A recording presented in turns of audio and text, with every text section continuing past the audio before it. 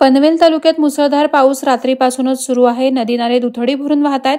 शहरातील काळुंद्रे नदीला पूर आलाय। भिंगारी नांदगाव मार्गावर काळुंद्रे नदीवरील पुलावर पुराच्या पाण्यात एक कार अडकल्याची घटना घडली आहे। ही कार JSW कंपनीत काम करणाऱ्या अधिकाऱ्यांची असल्याचं समजतं। या पुलावरून हा कार चालक नियमित प्रवास करतो। मात्र दिनांक 25 जुलैच्या सकाळी पुराच्या पाण्याचा अंदाज न आल्याने पुलाच्या मधोमध ही कार अडकली। चालकानं त्यातून बाहेर पडून आपला जीव वाचवला असल्याची प्राथमिक माहिती मिळते। दरम्यान भिंगारी गावातील नागरिकांनी धाव घेत हायड्राच्या मदतीने गाडी बाहेर काढण्यात आली असल्याचं समजतं। वादळवारा लाईव्हसाठी संजय कदम, पनवेल।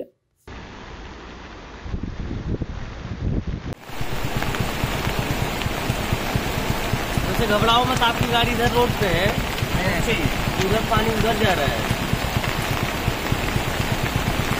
कोई है नहीं ना अंदर।